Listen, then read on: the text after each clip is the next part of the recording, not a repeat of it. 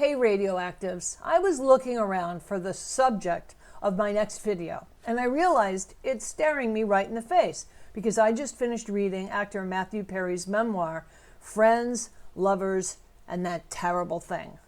Welcome to The Radioactive Patient, a music, art, and mental health mashup. I'm Allison Strong, and I'm not an influencer, and I'm not a doctor. I'm just a person with a mental health problem and a history of substance abuse. Those are my qualifications, period. The actor Matthew Perry is best known for his portrayal of Chandler Bing on the TV sitcom Friends, but what's gotten in his way for most of his adult life is his addiction to drugs and alcohol. And when I use the word addiction, I'm only speaking in the language that Perry uses in his book to describe himself. To hear Matthew Perry tell it, his struggle with addiction is harder than other people's struggles with addiction. In fact, he says that he would trade places with just about anyone not to have it as bad as he's got it. And this is something I want to ask you about. If you struggle with addiction, chemical dependency, alcoholism, whatever you want to call it, would you trade places with someone else not to have to deal with that? I don't think I would, but I'd be really curious to hear what you say about this, so let me know in the comments section below. Okay, so the book is snappy, and even though it doesn't follow a neat chronological order, beginning, middle, and end, it does convey the author's message, which is, I'm a drug addict, I'm a dirtbag, I'm a dick, and I'm not dead, and I don't know why, but I'm sober, and if I can get sober, anyone can get sober, and I want to help other people who have the same problem I do.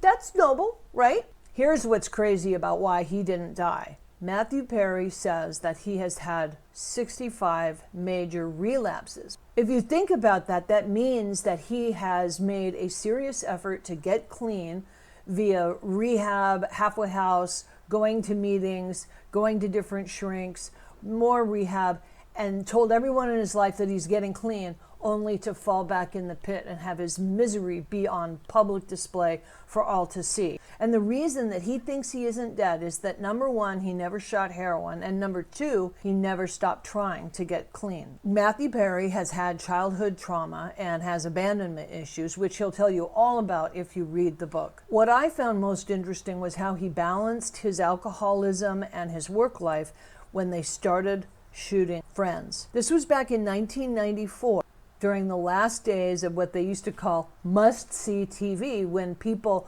would arrange their schedules around the television shows that they liked, rather than taping it or streaming it and doing the exact reverse. But anyway, Matthew Perry, he knew, and everybody in the cast and crew knew that Friends was going to be a really special show, and he didn't want to screw it up for himself or for anyone else. So he managed to schedule his drinking in such a way that he did drink every day, but he didn't show up hungover and he didn't miss work. But then opiates came into play, and I just want to bring your attention to the fact that, again, this is in 1994, before public health officials like the CDC sounded the alarm on the opiate epidemic and started cracking down on pill mills and prescribing physician. Opiates were really easy to get, and maybe some of you have seen the late night TV interviews where Perry talks about, he was up to taking 52 Vicodin a day.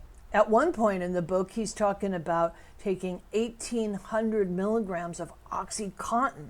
Perry makes no bones about the fact that he enjoyed opiates, and he liked the fact that they don't smell, and for a while he was able to walk and talk and do his job, but then he couldn't control it, and the whole thing blew up in his face. And more than that blew up, Perry also has been talking on late night TV about how his stomach exploded from opiate-induced constipation, and he had to use a colostomy bag. So, in conclusion, Matthew Perry knows that he cannot use again or he's a dead man. And he really believes that. So let's wish him well and hope that he continues to win this very serious battle. Well, that's it for this edition of The Radioactive Patient. If there's anything that you'd like to tell me about or call my attention to, because sometimes I do stuff that's not exactly kosher, not always 100% accurate, let me know in the comments section below. I'll see you next time around. And in the meantime, stay on the planet. Do your best. Deal? Deal.